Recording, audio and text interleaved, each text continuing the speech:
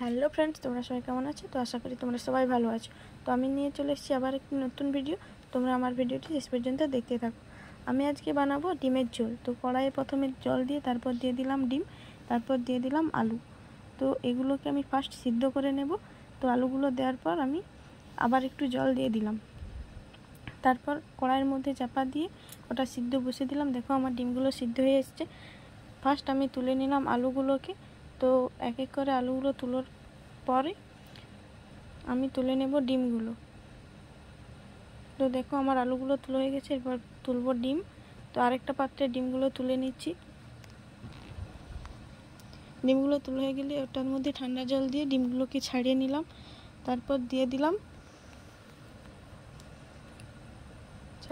ডিমগুলো ছাড়ানোর পর একটি বাটিতে রেখে দিলাম, তারপর কড়াইয়ের মধ্যে দিয়ে দিলাম তেল। তো তেলটা গরম হয়ে এলেই তেলের মধ্যে দিয়ে দেবো এবার আলু।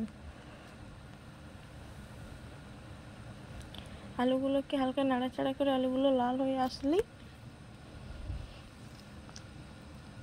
আলুগুলোকে নেড়ে নিচ্ছি। আলুগুলো লাল হয়ে গেছে, তো তারপর একটি পাত্রে নিয়ে নিলাম আমি আলুগুলোকে। এরপর ওই তেলের মধ্যেই দিয়ে দেব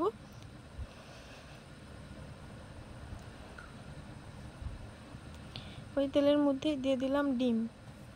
তো ডিমগুলোকে হালকা করে ভেজে নেব। ভাজা হয়ে আসলে একটু বাদামি বাদামি কালার হয়ে গেলে ওই বাটির মধ্যেই আমি ডিমগুলোকে তুলে নিলাম। ওই তেলের মধ্যে আরেকটু তেল মিশিয়ে ওর মধ্যে দিয়ে দিলাম লঙ্কা কুচো, হালকা নাড়াচাড়া করে ওর মধ্যে দিয়ে দিলাম পেঁয়াজ কুচি।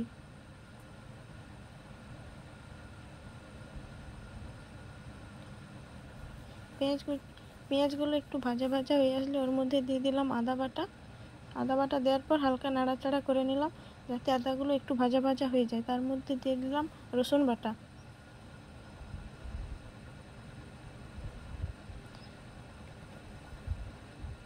রসুনগুলো নাড়া হয়ে গেলে তারপর দিয়ে দিলাম টমেটো কুচি।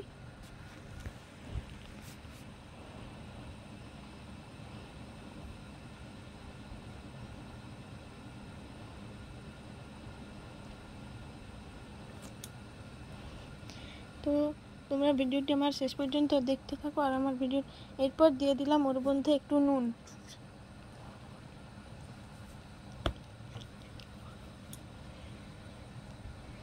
নুন দেওয়ার পর হালকা নাড়াচাড়া করলাম যাতে টমেটোগুলো গলে যায়। তারপর ওর মধ্যেই দিয়ে দিলাম ধনে পাতা দিয়ে হালকা নাড়াচাড়া করলাম। নাড়াচাড়া করার পর দিয়ে দিলাম হলুদ গুঁড়ি, লঙ্কা গুঁড়ি।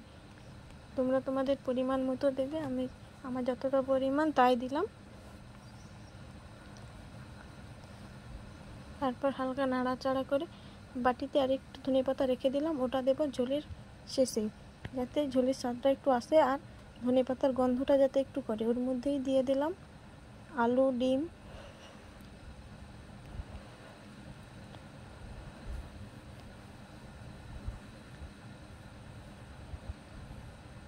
দিয়ে হালকা নাড়াচাড়া করে নিলাম। তারপর ওর মধ্যে একটু নাড়াচাড়া করে দিয়ে দেব জল।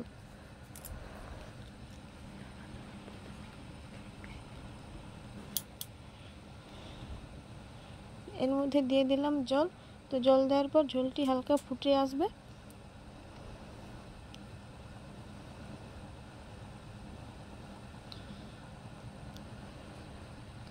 দেখো চাপা দিয়ে আমি ঢাকনাটা খুলে দিলাম। এই দেখো আমার ঝোল রেডি। তারপর ঝোলটাকে একটি পাত্রে নিয়ে নিলাম। ফার্স্ট আমি চামচ দিয়ে ডিমগুলোকে নিয়ে নিচ্ছি যাতে না ভেঙে যায়। তারপর আমি রস আর আলুটাকে নিয়ে নিলাম ওই ডিমের মধ্যেই। তারপর উপর থেকে দিয়ে দিলাম ধনে পাতা কুচি। তো ভিডিওটি এই পর্যন্ত। ভিডিওটি ভালো হয়ে থাকে লাইক, কমেন্ট, শেয়ার, সাবস্ক্রাইব করতে ভুলবে না কিন্তু। বাই।